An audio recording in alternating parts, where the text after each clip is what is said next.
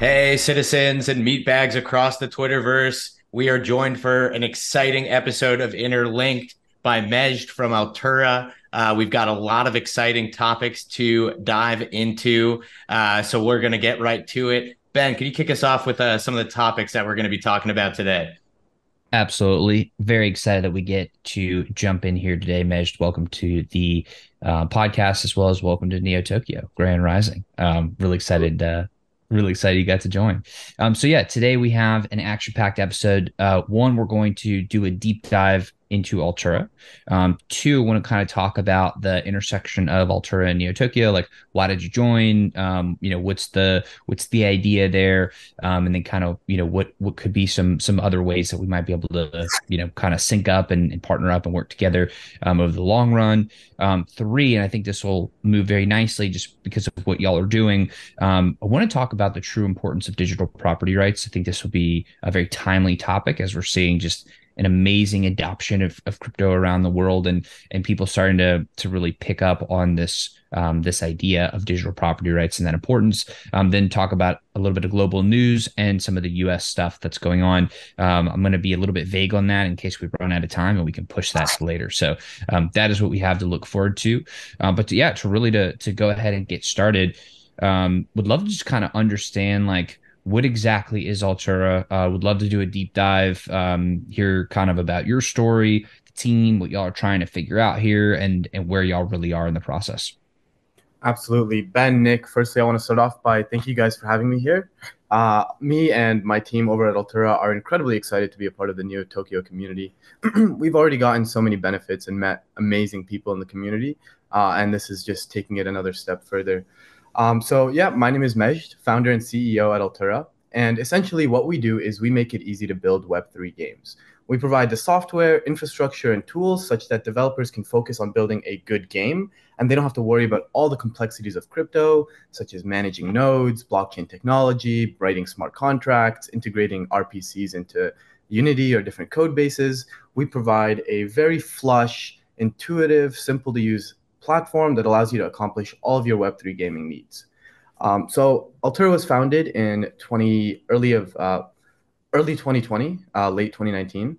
And it started off just as APIs and SDKs to fetch and integrate NFT data into video games.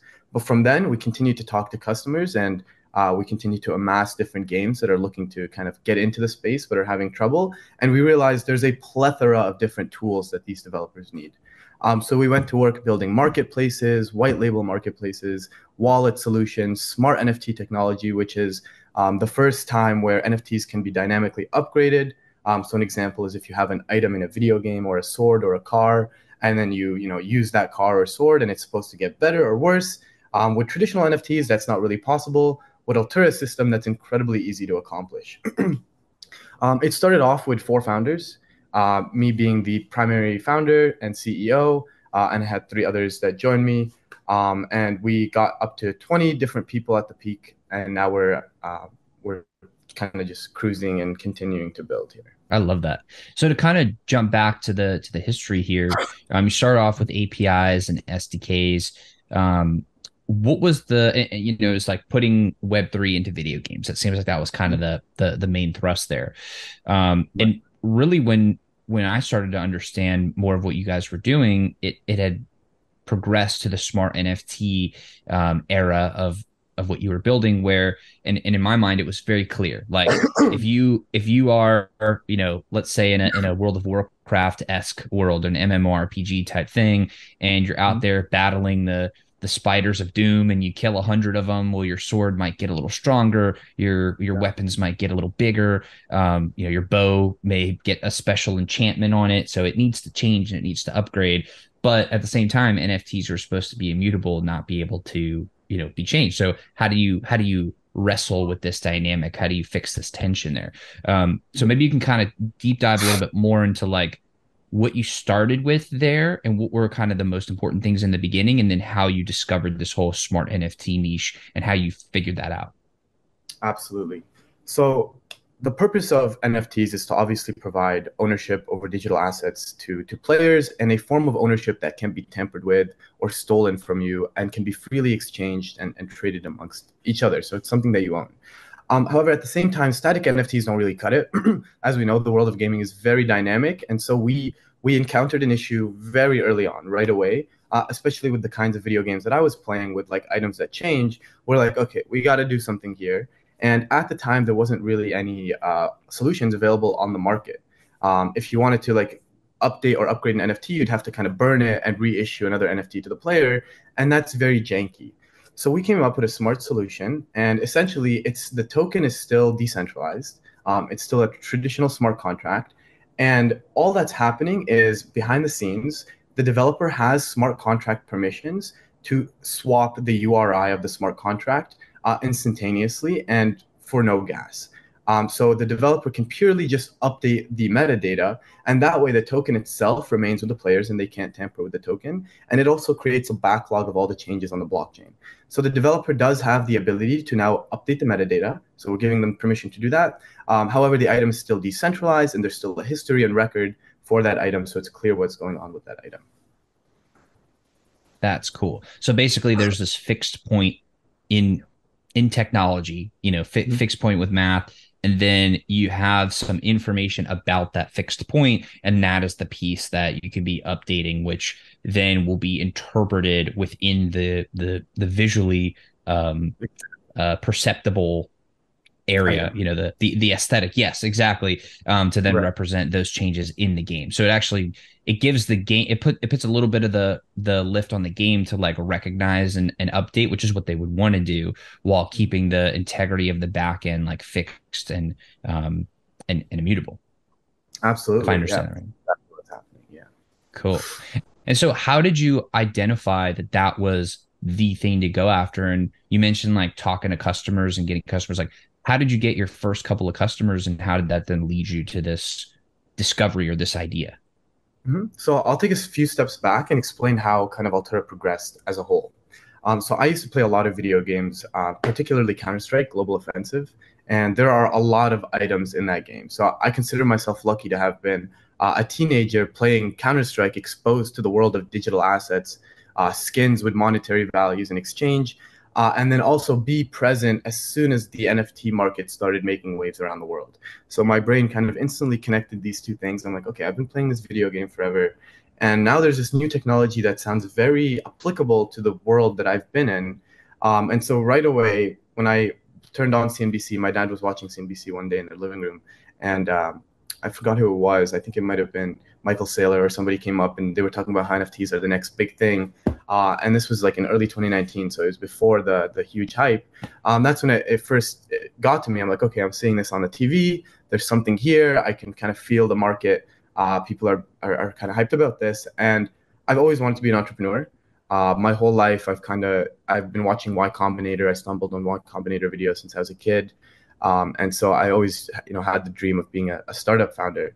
And so I sensed an opportunity in that all of a sudden there was a massive shift in that people went from not knowing what NFTs were one day to all of a sudden everybody knows what they are.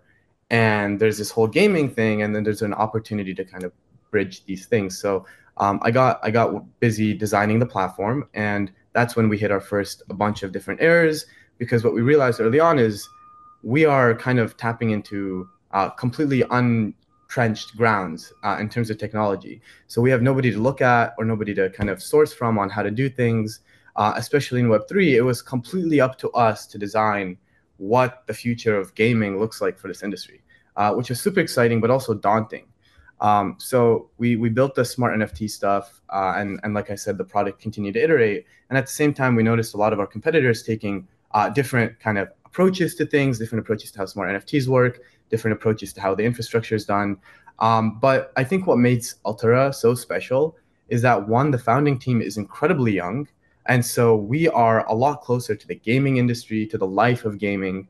And also the fact that we were young meant that we weren't flooded with an abundance of money right away. So a lot of our competitors are founders that have built multiple companies before, and they were able to just bring investment right away, whereas I was 18 or 19 at the time, and so that wasn't a possibility.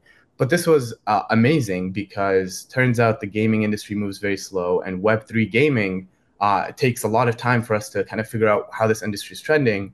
So whilst all of our competitors were kind of getting all the money in the world and executing massive ideas, we were silently just observing what's working in the market and what's not, and getting feedback and communication from our competitors. I mean, our customers and competitors, and really building and optimizing the perfect product, while our competitors were kind of just blindly running and shooting money at everyone and everything.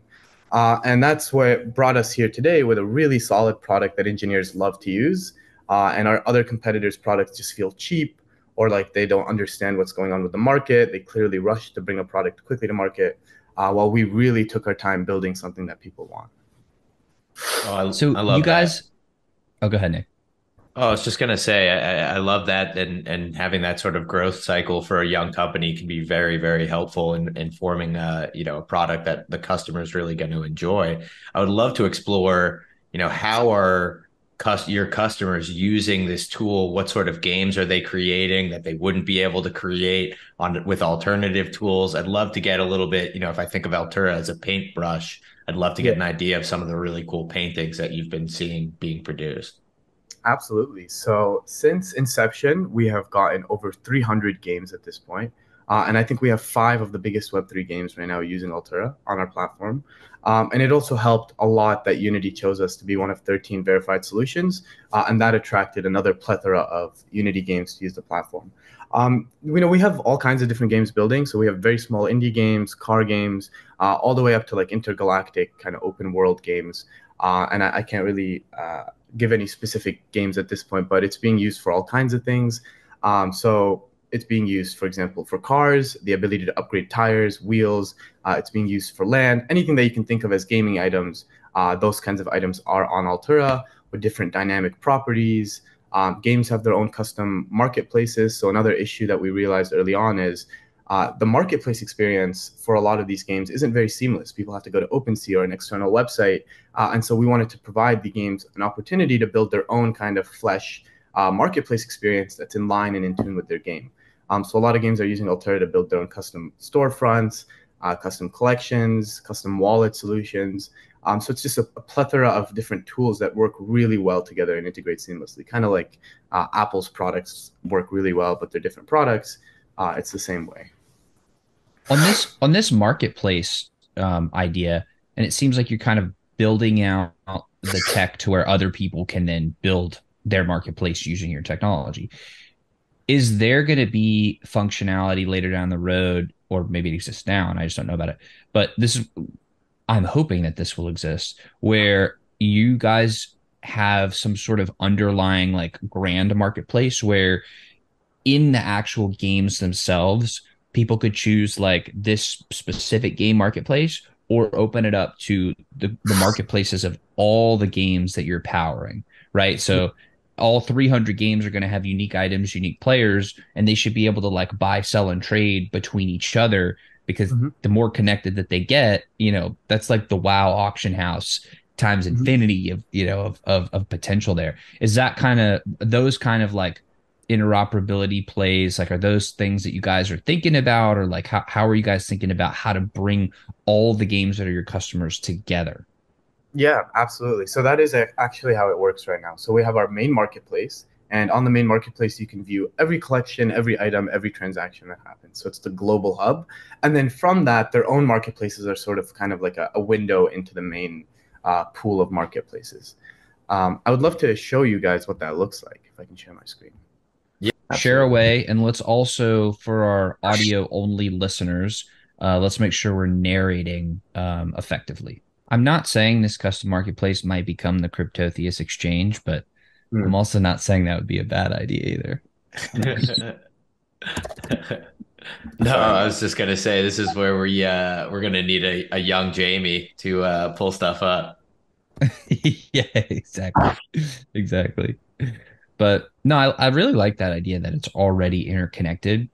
Yeah. Um, and it would be interesting to know like how would if there's like a commission share or something, like how would those work? Like are there are there places where okay, we can see the now we see ourselves. See my Um, screen? now we Oh, see Altura. there we go. Hmm. Yeah. Yeah, So it this would is be the main interesting to know marketplace. like, oh, cool. Go ahead. Yeah. I was just gonna say, like, if one game drives a purchase of another Hmm. game's item, did they get some sort of Hmm. commission share on the back end? Like how does that all work under the hood? That's Maybe you a can kind of great just question. take us through all of it. Right. So the nice thing is developers can actually add different affiliates to a smart contract, and then they can break up the fees to various people. So if two studios work together and want to kind of have a fee sharing idea, they can do that, and one studio can release their items. And if the other studio wants to adopt or integrate those items in some other unique way into their own video games, they can do that as well. And then they can maybe, for example, get 1% of every transaction, while the main studio that created the items gets 3%. So that is possible, but it's up to the studios to kind of coordinate with each other to do that. Cool.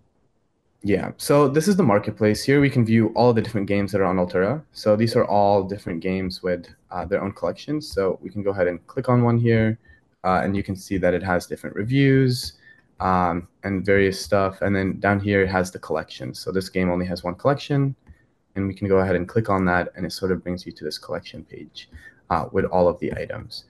So I believe these are smart items, and they can change in various ways. I am pulling up a custom marketplace. I just asked my team to send me a link to one of the games' marketplace, so I'll pull that up once they send it.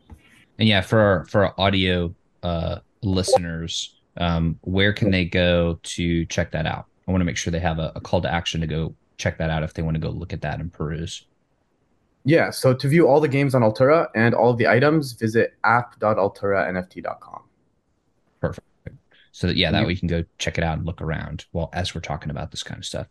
Cool. So you have the smart NFT functionality. By the way, congratulations on becoming a verified solution. How did that happen? Did you guys have to apply for something, or did they just kind of pick you just they reached because? out to us on LinkedIn. So they literally hit Wow, us up. They're like, we're launching this, and we've done a lot of research on various solutions, and we chose you. So there's only 11, and some other ones were MetaMask, Solana, Tezos, Immutable. So Altura is the smallest one by market cap by far. Everyone else was like at least a 20x market cap on us. That's awesome.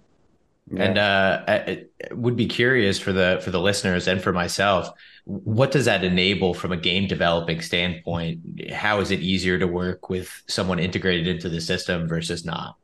Yeah, absolutely. So if you're a Unity developer, there's a Unity asset store where you can go in and download and install various plugins for your development environment. So now when you go to the asset store, there's a section called blockchain.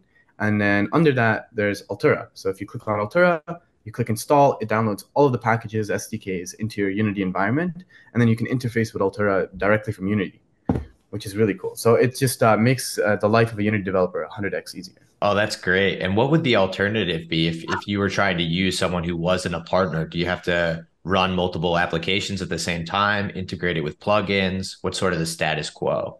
So you have to actually go to GitHub and install the SDKs manually and import them into Unity. Instead of going to the Unity asset store and just clicking install, you'd have to like copy the repo and install everything. Much less convenient. Yeah, exactly. huge friction there. So I Mhm. actually want to jump back to something you talked about earlier. I love the fact that you were like 18 or 19 when you first got started with this stuff. Like to me, that Yeah. is just the power of like the great equalizer that is crypto and how much potential Mhm. there is for like young and hungry people to like really get after it, or old and hungry people, whatever, wherever you are in your life cycle or wherever you sit on the food chain currently. Maybe you can kind of talk about like what was that experience for you going from like not being a founder to being a founder, and like you guys have done some pretty amazing things. Like you have a pretty, I would describe you guys as like a rising star project. And you guys obviously know that. You see what people are saying about you online, and the hype that's around you guys. Like what has that been like for you, and have you guys managed to you know like what has been kind of your thought process on like managing that factor of it?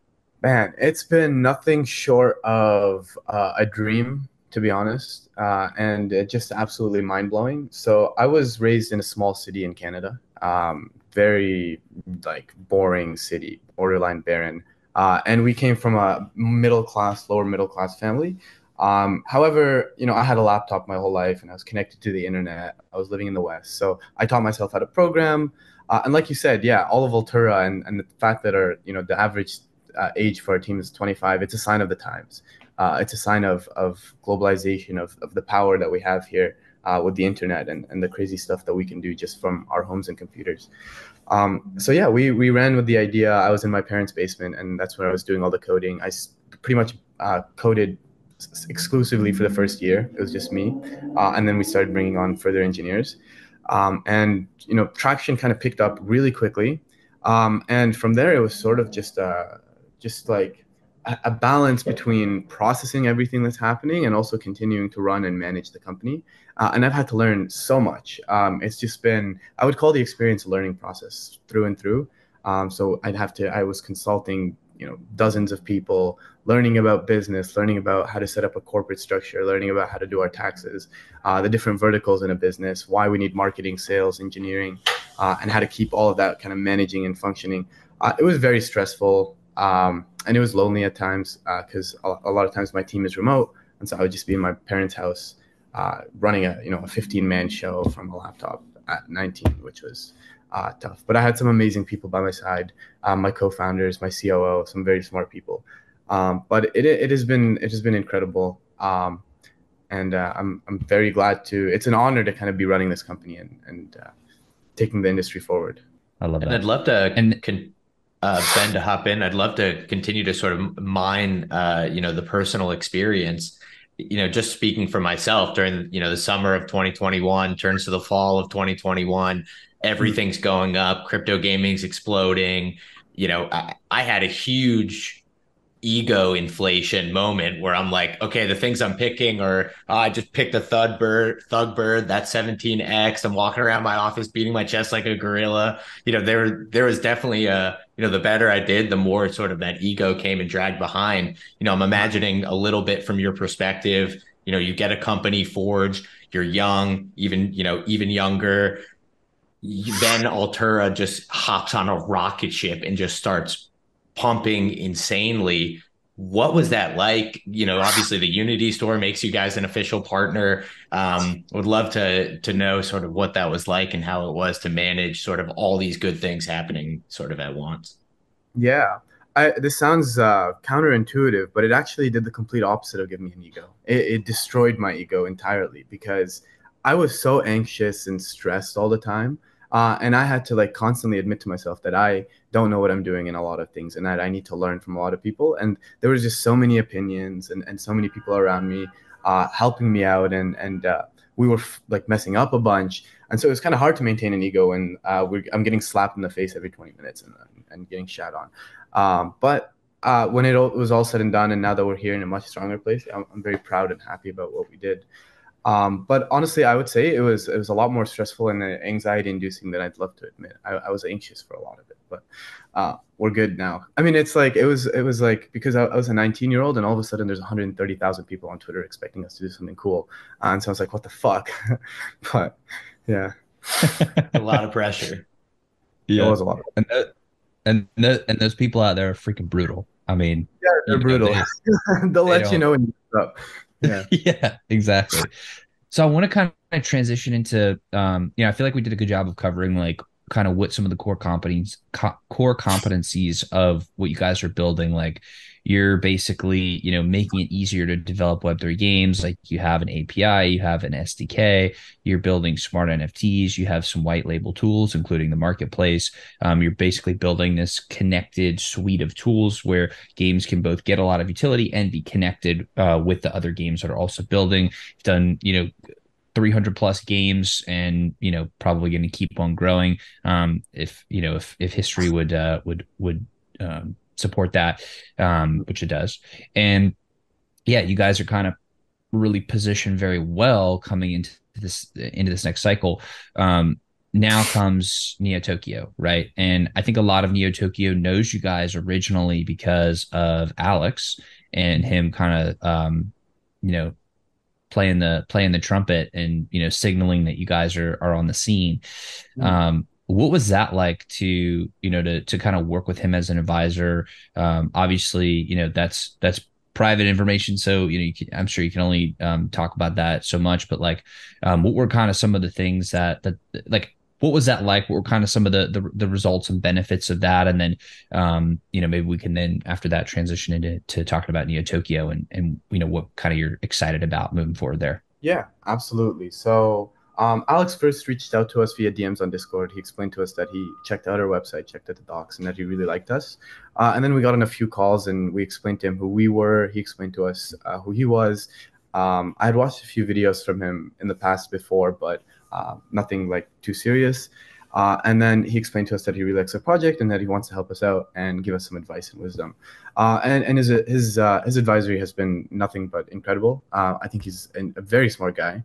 And I mean his past and his experience and what he's done speaks for itself. So he's definitely advised us throughout the way, and he's kind of just been looking out for us and making sure that we are on the right path in a lot of things when it comes to business. So I would say his business knowledge is very valuable to us. He put us on the map in a lot of ways, so that was something that we were very appreciative of. That was sort of the first big wave, that kind of kicked us off. He started talking to us about it, about us to his audience, and that's what drew a lot of eyeballs and got our Twitter to start exploding exponentially. So yeah, it's been amazing. He's done wonders for Altura, and we really appreciate Alex. Cool. And then seeing like, that's a taste of working with Neo Tokyo and a rather large taste. Let's call it what it is. Now you guys have officially joined Neo Tokyo. You're part of the Citadel here. What was kind of the thought process there? Like, why Neo Tokyo? What are you excited about as far as being a part of the community? And what do you kind of see as like the bright shining future that you're kind of working with? And how does Neo Tokyo fit into that? Yeah, so Neo Tokyo is amazing for us because everybody in crypto gaming is in the community, or a lot of crypto gaming is in the community. So for one, a lot of customers that we're looking to kind of capture are in Neo Tokyo. And so just by being in that, we've been able to ask people for referrals, introductions. Even Alex has introduced us to a game. And so it's just a really good way to attract clients to use our product. There's also investors. There's all kinds of different people that we've already tapped into and worked with in the industry. So I would say it's a gold mine for just crypto gaming and a lot of smart people. I think there was a second half to your question. Yeah, as far as what you're building towards and how Neo Tokyo really fits into that, and so maybe kind of talk about some of the future and what you're seeing as far as what you're building, what we collectively are all building, and what does that look like? Paint us a picture. Yeah, I think our communities fit very well together, first of all. So it's a huge part on the community. Just being able to share both kind of organizations, what they're doing, and have them, have our communities interlink. And we kind of get to provide our infrastructure and our outlet to Neo Tokyo and everybody that's in there. So we provide value in that sense, providing our tools. Lots of people are building sick games in the community. And so we get to provide value that way. And like I said, just by being around all those incredible people, we absorb tons of value, networks and introductions, investors, etc. I love that. I also love that you said interlinked because that's the name of the pod here. So strong Yeah. nod there. Really appreciate that one. Yeah. Yeah, I love it. Cool. Well, I feel like we did a good job on the deep dive there. I think maybe one last question to round us off, talking about Altura specifically. What does winning look like for you guys? Like, is every game in Web3 and every game that's in Web2 coming to Web3? Do they become customers? Do you build this like massively awesome, interoperable, interconnected ecosystem of games? Do we really go to the Ready Player One vision of the future? And then are you guys, powering that infrastructure? Like, what does winning actually look like in the end game? That is a fantastic question. I don't think there will be a single point in time where crypto gaming is all of a sudden available to the masses. I think like any other innovation in the gaming industry and in tech, it sort of tends to trickle in and we're going to work on it and build it over the next few years. And definitely some big games that are coming out with Web3 technology, like Grand Theft Auto is rumored to have some sort of Web3. That'll get a lot of developers interested in what's going on. They'll be like, okay, if Rockstar is doing this, let me see what's going on with this technology. And they'll be more open-minded to it. And I think that's what we need right now. A lot of developers are just hesitant because the reputation that we have isn't the best from the previous cycle, just as an industry. But the technology and the benefits and the use case to the masses in the market is very much there. And so we will slowly see that reputation start to be fixed as this technology is integrated by larger studios. In terms of what success looks like for us, we believe that the future of Web3 gaming isn't particularly going to be focused and centered around a single company or a single backbone. The technology that we're working with is inherently decentralized, and there are a lot of different tools and different custom things that can happen and different use cases for all sorts of different games. But what winning looks like for us is that we're able to provide the best solution to as many people as possible and provide just the highest quality services that anybody can provide, and have more or less the most games that need services like this on our end. And I think we're more than confident that we're going to be in that position. I love that. I think it's very exciting. And yeah, I think like what you're talking about, the custom solutions, that's probably going to be it's going to be difficult to scale that, but it's also going to be big, right? Like Yeah. all the big games or the big projects or like the different communities or whatever, they're not just going to want the same cookie cutter solutions, but sometimes a solution is so dang good that that is the solution, and there is no room for improvement. Like it doesn't make sense to customize.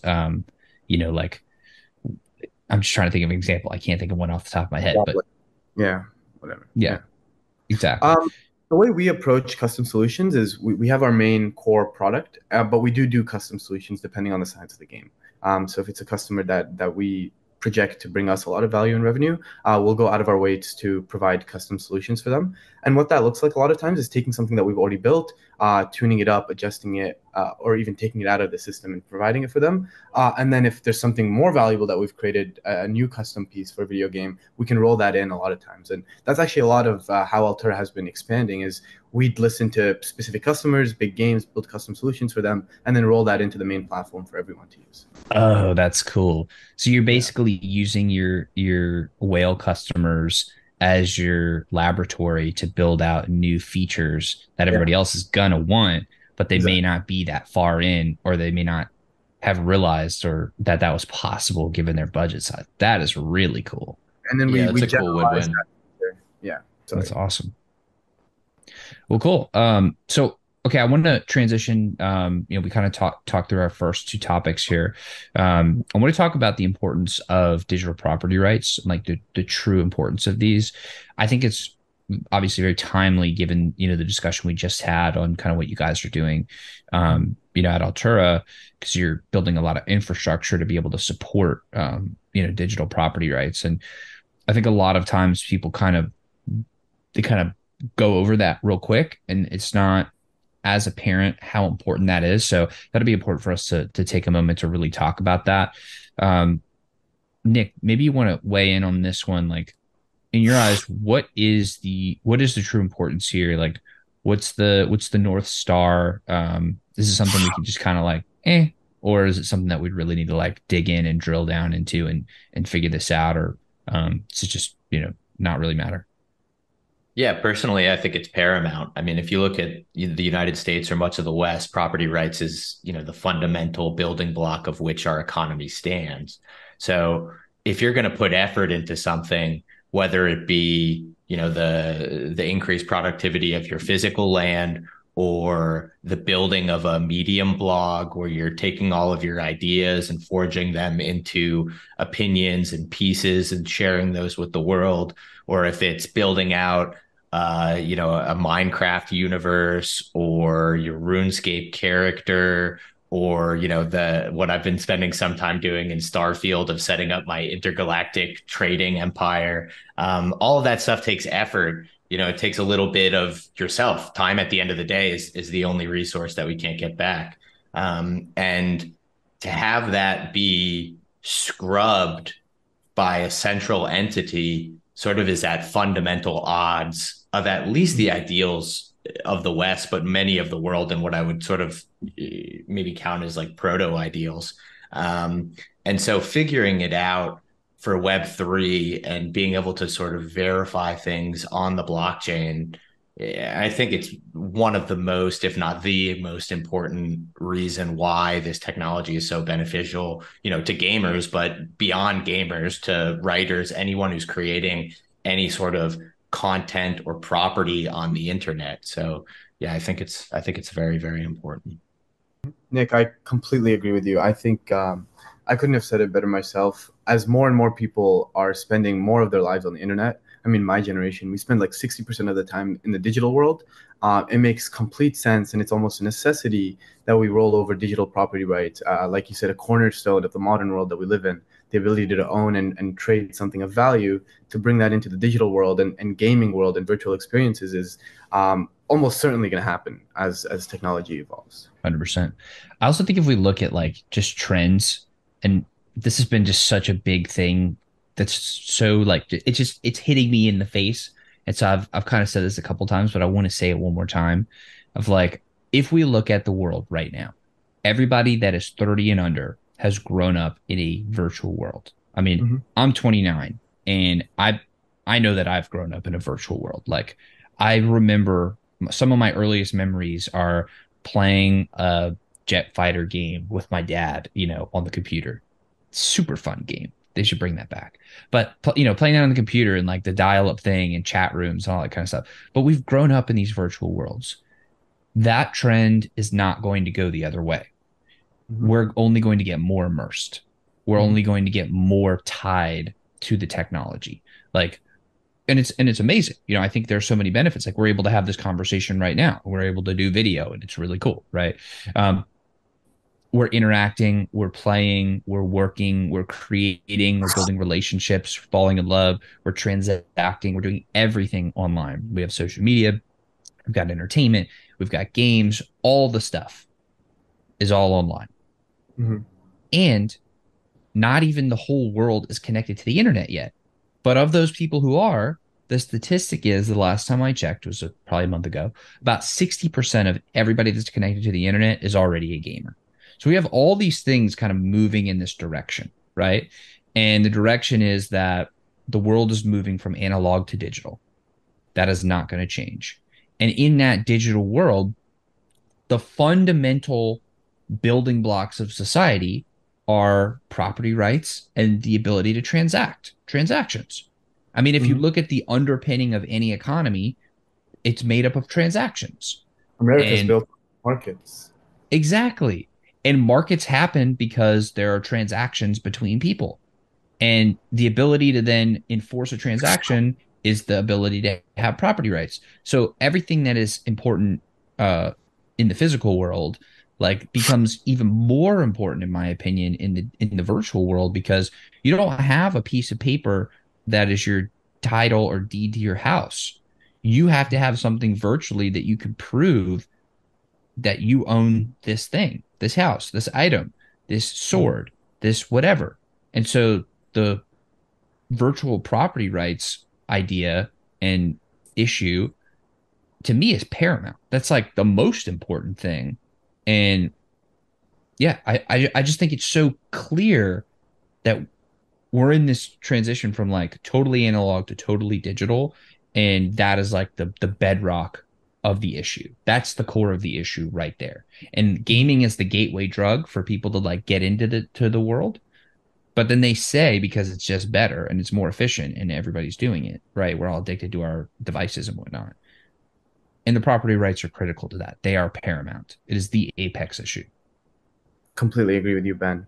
And on top of that, we have AI coming into the mix of the digital, pot that we have. It's going to create, excuse me, that's going to create a shit ton of like synthetic content, just absolute garbage on the internet. And it's already the internet is already flooded with billions of random data, right? And I think cryptography has a important role in allowing humans to sign and prove content that has been created by a human in a world of infinite content. And I think then again, digital rights, digital property rights, ownership, cryptography, signatures are going to be very important in a world of AI.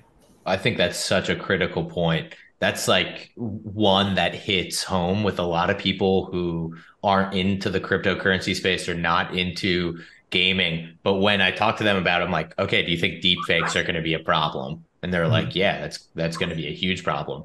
Well, I'm like, yeah, blockchain is how you prove that it came from a sender that you actually trust. You know, the White House, digital address, so that you know something coming from the president actually started from the president, and you're not getting deep faked. Um, it's sort of the property address is where that all comes out from, or as you said, it's hard to tell what's real and what's fake.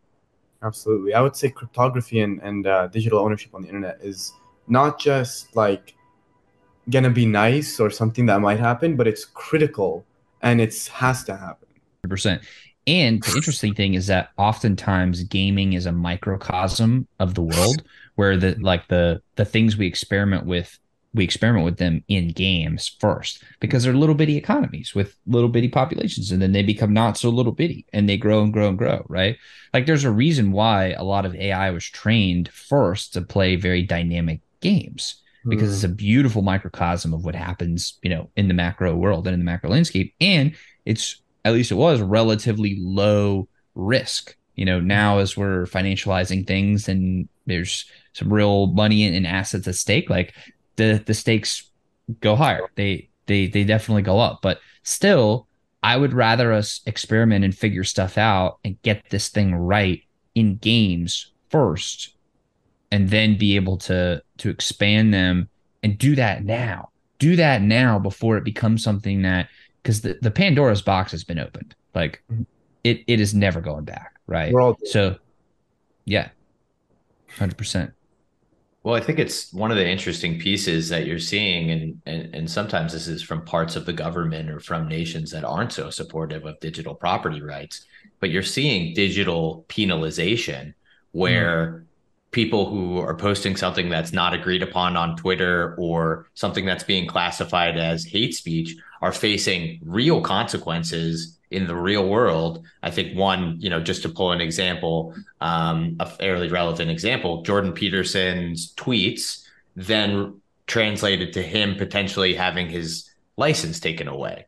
So if the ramifications of what you're doing in the digital world are having real world consequences, it doesn't make sense that you have only downside, essentially, where what you can do in the digital world can get you in trouble, but you don't actually have any rights to the digital world. So it's like, is it real, or is it, just like a digital, Fugazi kind of thing? So, there's often a contradiction when these things are brought up, and how people are being penalized versus supported. Exactly. And oh, go ahead. Go ahead, Mesh. Go ahead, Ben. Yeah. Oh, I was just gonna say, like, I think this is gonna become super, super important as time goes on. Like, we're gonna see, we should see. I don't want to say that I'm an oracle here, but I think we should see. It would be good for the world if we could use this idea of what is going on in the virtual world and use that to like track back and give accolades to, or like give positives to people IRL. For example, this is an easy one. We should be able to see and track what people do in their gaming lives, right? Like there are so many gamers who have such a history of accomplishment, and I mean real accomplishment. Sticking with the game for 200 hours shows commitment. Building up, whatever you build up, or like competing at a high level, or like having a certain KD ratio, like that takes a certain amount of skill, a certain amount of luck, a certain amount of persistence, but that tells you something about the person. That should go on your resume. That should Mhm. be able to be taken into account when you're applying for employment, or your ability to properly allocate resources within a game, especially when it's financialized, and especially when that also can involve crypto, and then you could track wallets and stuff. That should be able to have an impact on your credit score in a positive and a negative way. These things have to go both ways. But like if you've shown that you're very responsible, it would be very silly for us to not use all the data available to us, both offline and online, to be able to make these judgments about people, and be able to move forward in that way. Of course, that goes down a slippery slope of like, all right, well, who gets to decide the weighting of each thing and what does that actually mean? But like what I'm advocating for is like, I think at the base, of, in the most positive way, if somebody's put in time into a game and they've shown that they have a certain skill at a certain thing, they should be able to use that in-game history or that on-chain history as real verifiable evidence that they do have a skill in that thing, or they do have accomplishment in that thing, which should be able to play a positive role in distinctions among peers. That's a very interesting angle, Ben, that I haven't considered actually, but I completely agree with you. Well, and Yes. it goes to the smart NFT thing too. Like if you're like a level one auction house person where you have not done a lot of online trade and commerce, like that should be a very different, you're like your character NFT of like who you are, your identity NFT, which should be a thing too. That should be that should look differently than if you're a very accomplished and seasoned trader or collector or whatever, or like you may have a knack for strategy and your NFT or your identity should be able to evolve over time. It probably should be soul bound. You probably shouldn't be able to, to sell that gets into the slippery stuff, but like that should be able to evolve. I think some of the stuff that you guys are doing actually could probably play a very interesting role in that, in that world. But I'm sorry, Nick, I cut you off before. No, no. Just a couple of things.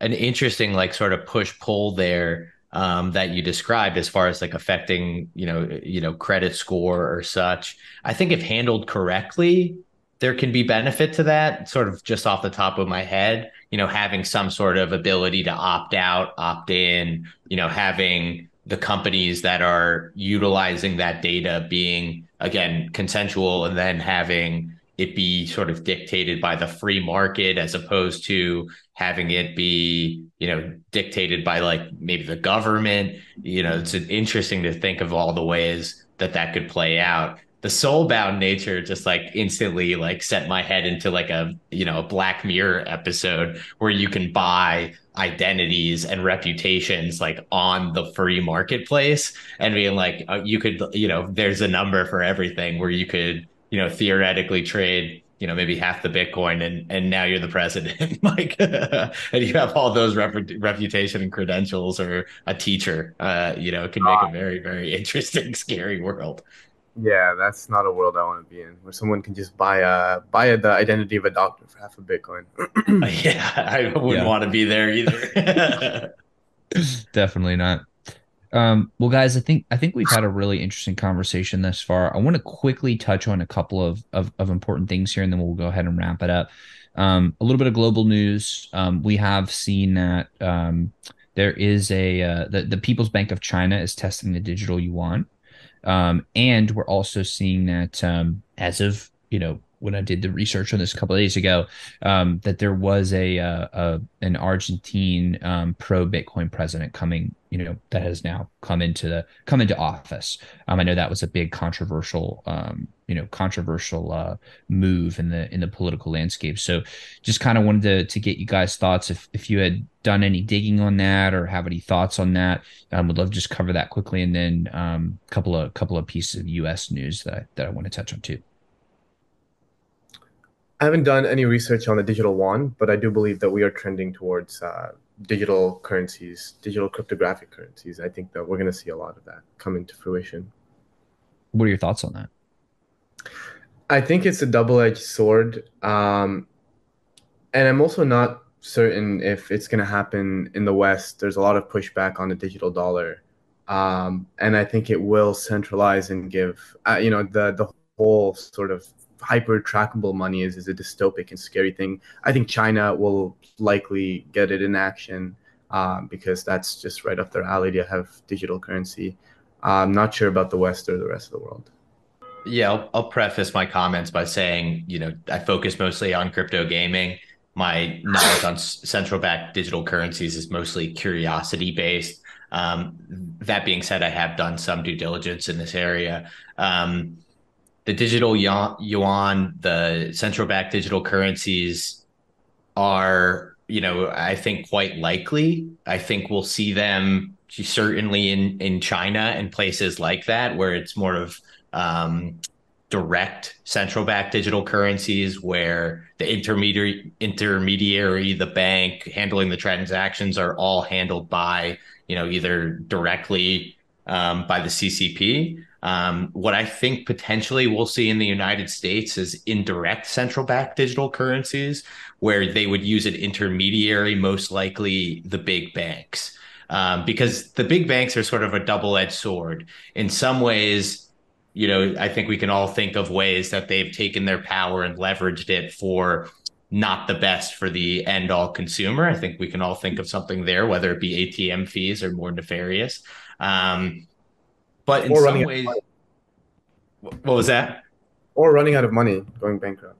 Yeah, absolutely. Yeah. Um, but I think they actually serve as a bit of a protection from a direct central bank digital currency, because by very definition, that would mean they're getting completely cut out of the equation, and that the US government is now doing direct transactions and control with the end all user. So I think if we do see a central bank digital currency, we'll first see a giant sort of conglomeration, concentration of the banks.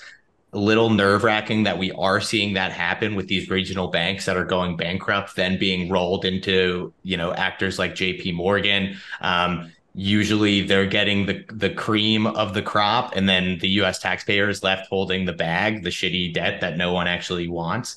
So theoretically, if we did see that come out, I think it would be, maybe they would conglomerate into one or two giant banks, and then they would run the central bank digital currency through their infrastructure, which I think would be dystopian, but potentially not as bad as a direct digital currency or a direct central bank digital currency, as there will at least be a buffer. And assuming, even two major banks controlling this, at least a choice of, the devil Completely agreed with you, Nick. That's at least 100 times better than the CCP controlling the currency.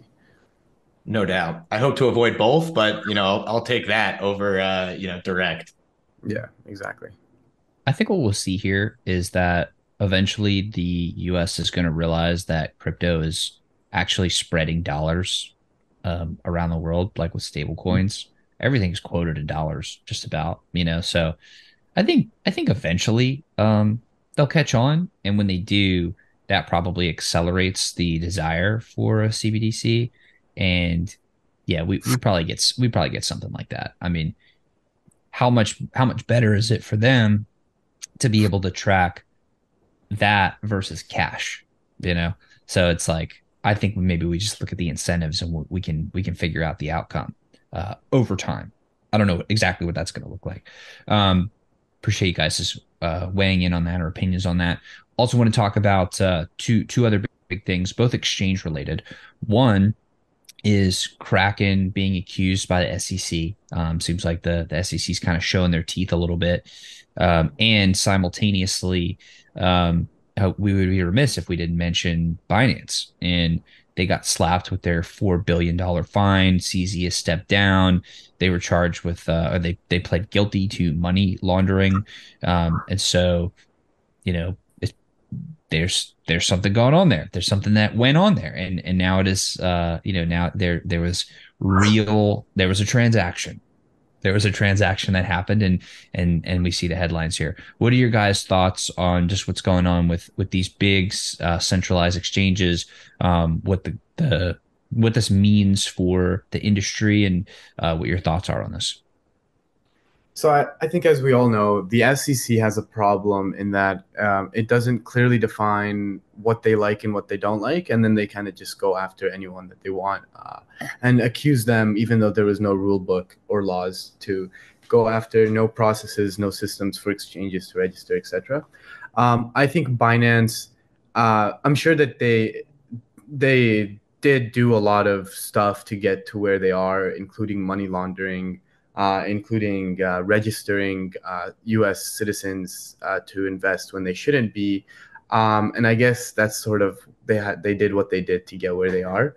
And the SEC didn't want them to kind of just get by clean. So they know they had to do something to assert themselves in the industry, to keep the fear going. The Gary Gensler wants to make sure that his he's known as the he's got the ruler in the industry. But I don't think that they wanted Binance to go down by any means. It still custodies a lot of the world's billions of the world's money, and so this was sort of their way of just slapping them, getting the government a fat check, and then letting the exchange continue as needed. That's my opinion on what happened. Nick, how about you?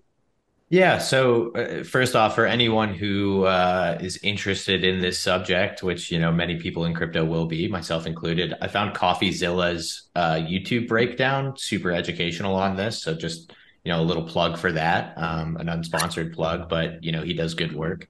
Couple of the things that I found interesting. First, we're going to get a real liquidity test on Binance. 4 billion's not a tiny number, and it's a drop in the bucket if what they have been posting as their reserves are accurate, their proof of reserves page. But that has not been, to my knowledge, third party audited, at least by a big four firm. So this is going to be a stress test, and we're going to see what happens. Do they remain solvent? Does the fact that we're in, an uptrend. I think bull markets are something that are only sort of like diagnosed post-mortem in a way. So it's always hard to tell when you're actually in one. But certainly we're in an uptrend. And so does that act as a, supportive fact for Binance as opposed to, if this happened at the beginning of the year? Thought that was very interesting. Generally, to comment more on a macro of all these like regulatory and sort of like penal actions from the U.S. government, I wear two hats. I think there's the sort of like anti-crypto narrative where they want to suffocate this as much as possible because in a way it acts as a threat to a very important lever of government for control, which is control over the money, particularly if you're the reserve currency. You don't want if you look back at the last big inflationary market during the 70s, gold many X'd because it was seen as an escape hatch for what was happening in the traditional markets and the inflation of the dollar. Now, if you imagine a digital escape hatch that anyone can access from their computer, it could be quite a bit larger. The other sort of like side of the hat that I wear is, hey, we're looking to grease the wheels for the big dogs who are coming in from traditional finance like BlackRock. And with sort of the rivalries that are going on between the East and the West, you really want to kneecap Binance so it can be a Western show. Looks like from sort of the indications going around the newsverse that Coinbase is going to be sort of the king in the US. And that's where potentially BlackRock's going to actually have the custody of, the Bitcoin or the Ethereum in these ETFs. So it could be sort of like an anti-competitive play where, US is looking out for number one. And then maybe even, you're like, I don't really love Kraken. So they're trying to like make it a one-stop shop. So more speculation than answers, but those are sort of my thoughts on the topics. That's interesting. That's an interesting perspective. Yeah, I actually think my own question's a little bit dumb because I don't think there's any way we can know for sure. We have to look back at history. We got to look at the postmortem to really know. But like, if we look at what we do know for sure, there's a lot of action going on, and there's a lot of transactions occurring, and things are definitely looking a lot more in the way of people starting to open their eyes back up to crypto. I could probably speak for everybody that's been trumpeting the horn of crypto for a while.